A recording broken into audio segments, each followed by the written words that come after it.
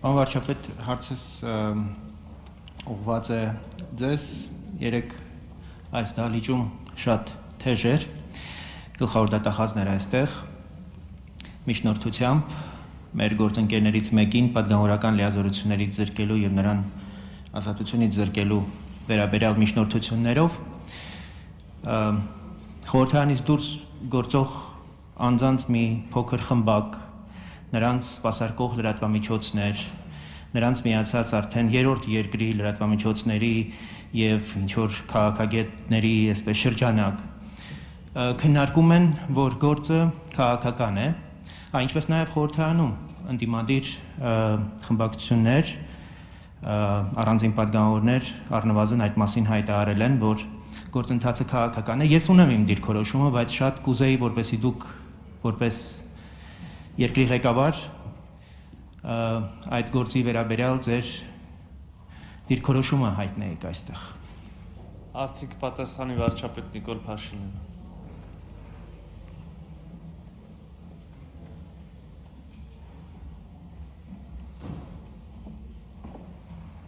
Շնորհակալ եմ։ Ձեր նշած մեկնաբանությունները հիմնվում են այն կանխավարկածի վրա, որ ԲԿ նախագահը հայտարարություն է արել, որից հետո սկսվել են գործեր, քրեական գործեր։ Հենց այդ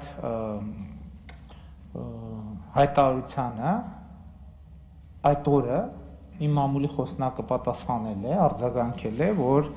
կարծում եմ, որ պարոն Ծառուկյանը մտահոգված է մի շարք քրեական գործերի ընթացքից եւ հայտարարության պատճառը դա է։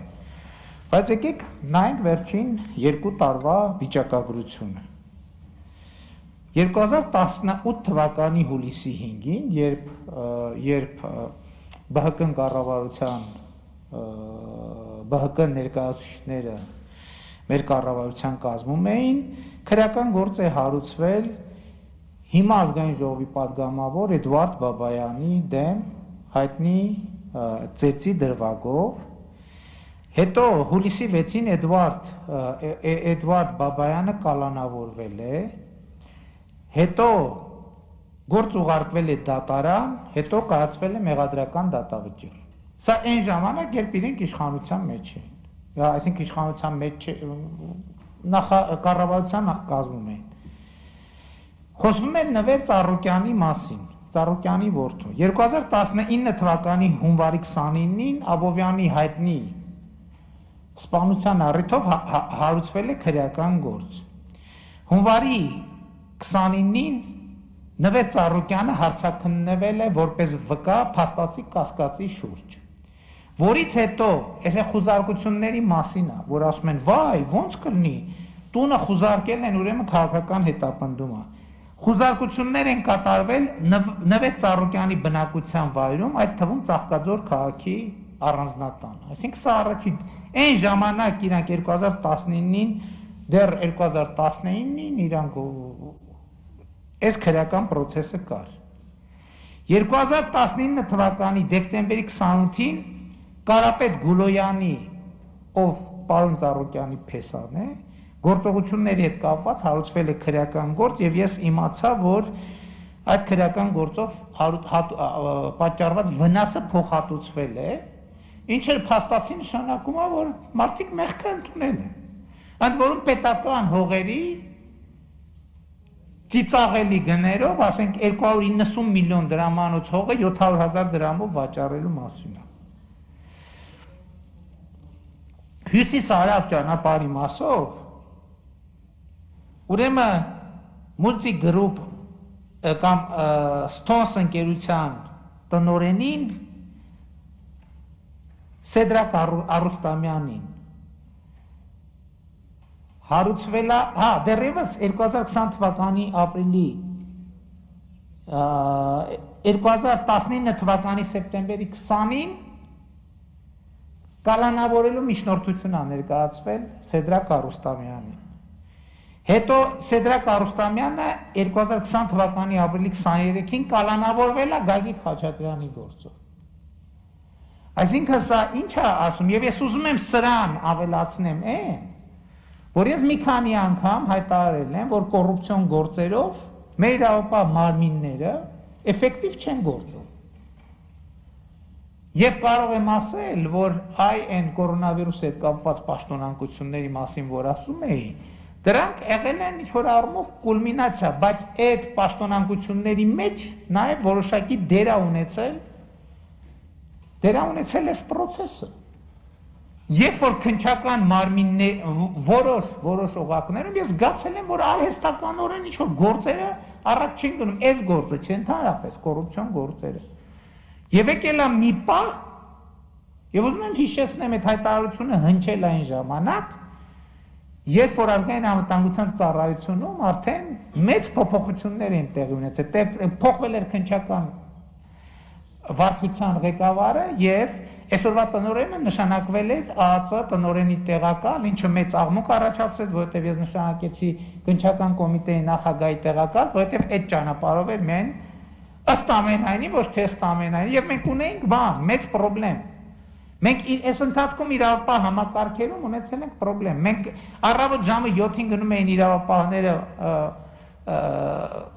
խոզարկության տենում են տանտիկինը մակիաժով, բանով, երեկոյան զգեստով դուռը բացեց։ Կոնկրետ դեպք եւ ըստ ամենայնի եւ ինչ է եղել ֆաբուլան, ձեր նշած քաղաքական ուժի այս հարաբերություններում եղել է հետևյալը, որ իշխանությունը նախկինում ընդհակառակ այս քրեական գործերը միշտ օգտագործել է, որպեսզի այդ ուժերին պահի կոնտրոլի տակ, մտցնի կոալիցիա եւ այլն, որովհետեւ լեգիտիմության խնդիր է ունեցել։ Իսկ մեր իշխանությունը այդպիսի խնդիր չունի, մեզ պետք չի գնալ քրեական գործերը դարձնել քաղաքական առևտրի առարկա, որ երկու հայտարարություն պակաս անեն կամ մի քիչ ասենք խոսալու ձևը ընտրել։ Մենք իրանց խոսալու ձևը ընտրելու ձևը գիտենք, կսովորացնենք, ես ասացի իրենք ստե չեն էլ խոսա, որովհետև ժողովուրդը իրանց ստեղից վռնդելու է ընդհանրապես։ Որովհետև չի կարող ժողովուրդը հիմա Թալանի դեպքերը նախկինում երբ որ բացահայտվել են, ինչ ասվել, ասել են դե եկեք տենանք, ով որտեղ ինչ։ Որովհետև փողը երբ որ դրված է եղել հիմքում, այս ամեն ինչը արդյունքը եղել այն, որ այն մեկի փողը մի քիչ պակասել է, այն մեկի փողը մի քիչ ավելացել է։ Մենք հիմա ասում ենք ոչ, բոլոր փողերը պետքա վերադարձնեն։ Ասել եմ կոպեկ առ կոպեկ վերադարձնելու եք։ Եվ ես կարծում եմ, որ բացահայտվել է,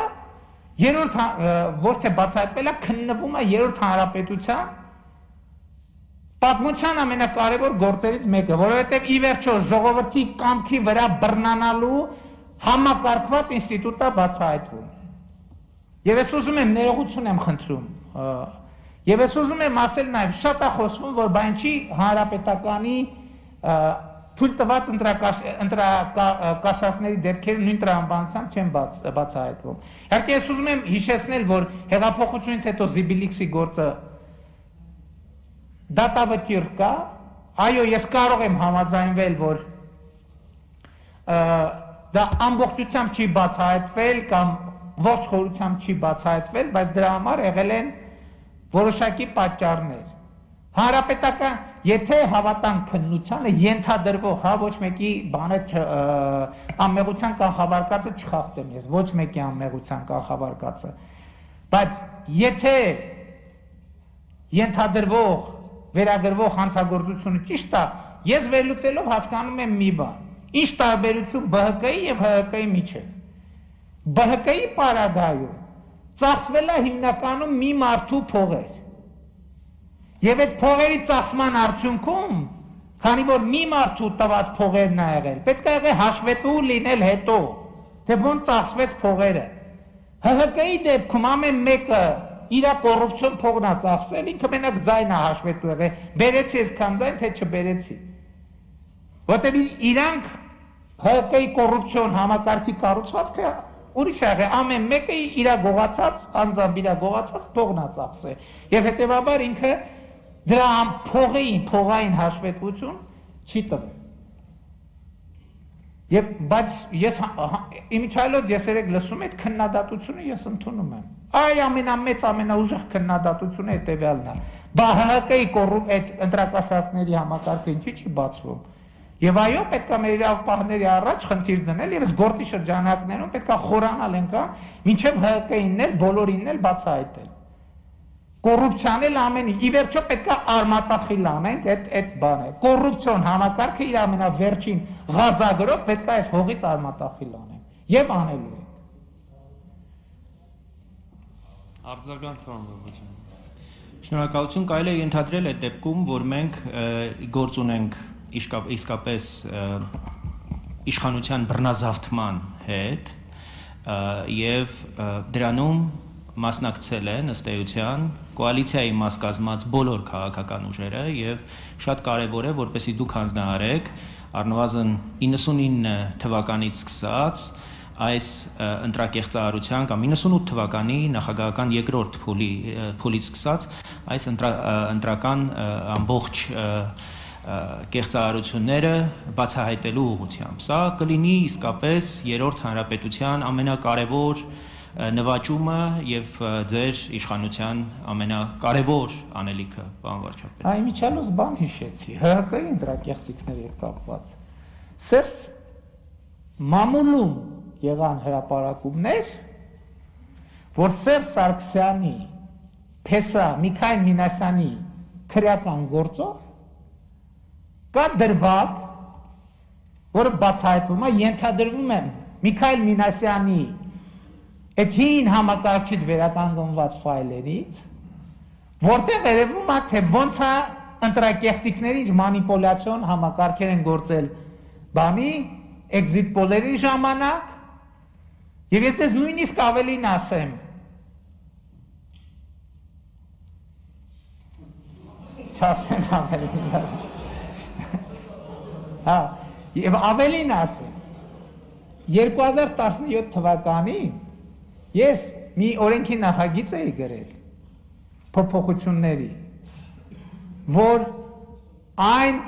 կուսակցությունները փոխվի կուսակցության կասեցման հիմքերը, որ գրել է, որ այն պարագայում, երբ որ